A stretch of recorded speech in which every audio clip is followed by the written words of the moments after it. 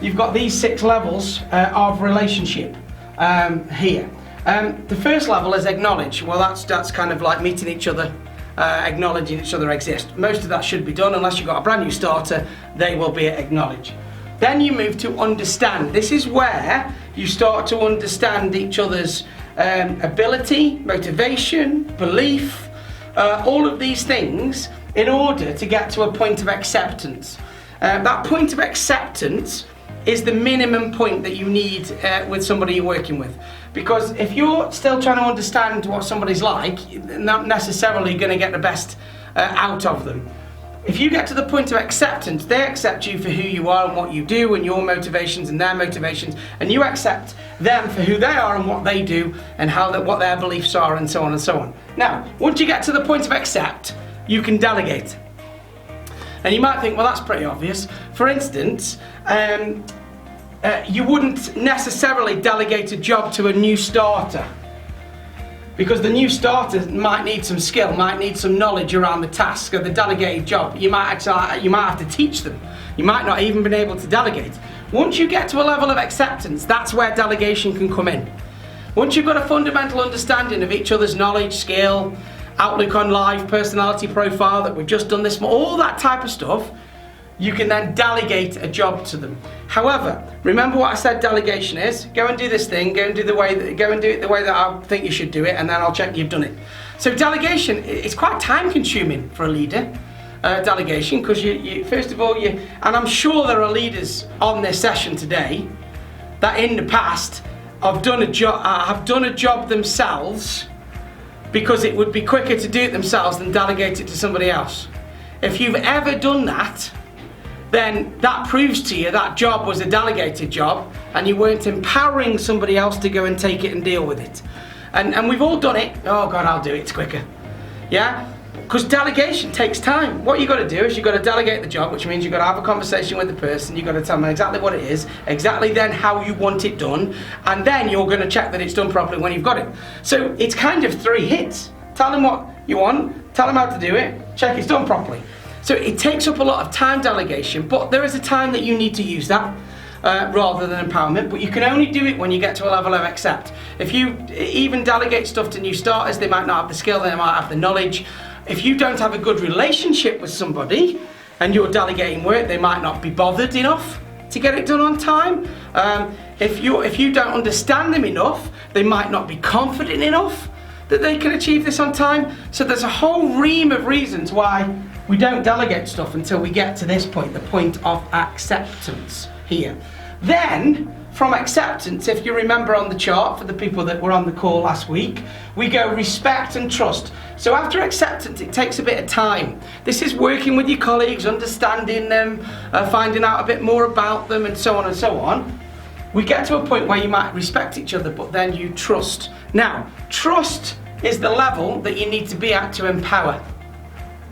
If you don't trust the people that you're empowering, then they're probably going to let you down. So that trust is really important. You have to trust that they are going to take personal responsibility for what you're asking them to do and deliver it on time, or manage your expectation prior so you can help them if the deadline's not going to be hit. Now, taking responsibility, people aren't quite sure what that means sometimes, and I've got that later on in the presentation for you, so you can really help people understand what it means to take responsibility for something. I always remember, my daughter, regarding responsibility, and we were due to watch a movie one night after school. We're going to watch a movie, and just before we started to watch a movie, a friend came round and knocked on the door, and she said, "Oh Dad, can I go out rather than watch the movie?" I said, "Yeah, no problem." And then she came back in just before bedtime, and she said, "Right, I'm ready to watch the movie now, Dad." And I said, No, you can't watch the movie now, you've got school tomorrow, you chose to go out with your friend." And she went, "Well, it's not my fault that I got called for. It wasn't my fault that I had to go out." And I know it's a silly little example, But that's a great example of not taking personal responsibility. You can tell I'm a great parent, you can tell she loved being with me, couldn't you? That's not taking responsibility. So kids do this all the time. They shirk responsibility, but then as we go into adults, sometimes we find ourselves doing this a little bit. Well, it wasn't my fault because I run out of time. How many times have you had that excuse in your life? I haven't had time. Not having time is not an empowering way of doing things. It's an excuse, not having time. Very, very simply, whatever you do today, whatever you get done today, are the jobs that most mattered to you. Otherwise, you wouldn't have done them. You would have done something else.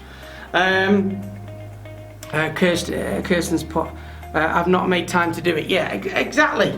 You know, not having time, you know, Pete and the guys that I've worked with on this call, you know, we don't look at, time's not an excuse, okay? It's a constant. You get 86,400 seconds every day. Whatever you do in it is what you wanted to do the most today.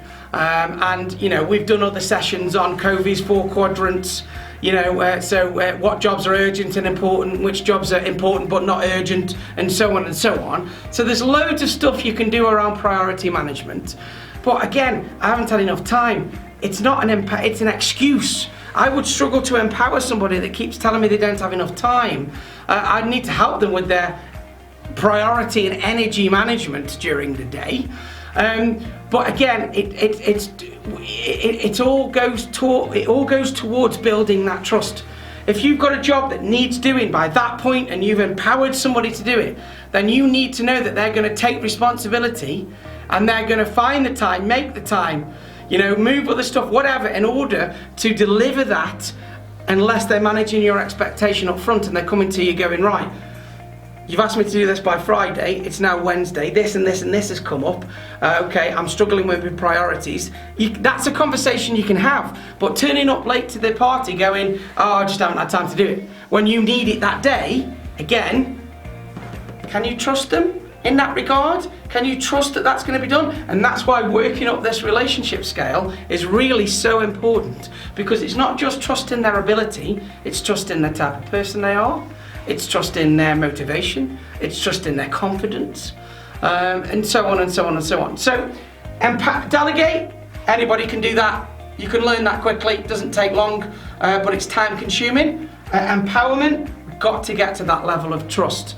And, you know, look, this session isn't a relationship skills session, but if you need a better working relationship with somebody, there's reams of things that you can do in order to get a better working relationship with somebody. The pinnacle of this relationship is what we call a bond level relationship. That's maybe somebody that you'll work with in 20 years time still, for argument's sake, when you get to that pinnacle. You might not get to that pinnacle. However, if you want an empowered team, then you have to have trust across it. You have to trust, and this is a rhetorical question, but think about you, think about the people in your team. Do you trust them all implicitly? If you gave them all a task, would they come back to you? Would it be delivered, hell or high water? Would they manage your expectation? Or would they give you, I've run out of time, I haven't had time, I didn't think it was important enough, or I couldn't do it because, on all these other kind of things. And I promise, before we finish the session, we will just look at personal responsibility, because I think as a leader, we want to get this message across to people. Some people say, I'll go, have you taken responsibility for that? Yeah, I've got that. But they don't quite understand what that means, taking personal responsibility, because there's quite a lot to it. It's quite a big task that when you take responsibility for something. We've got to make sure what that means. So we're aiming for trust if we want to empower.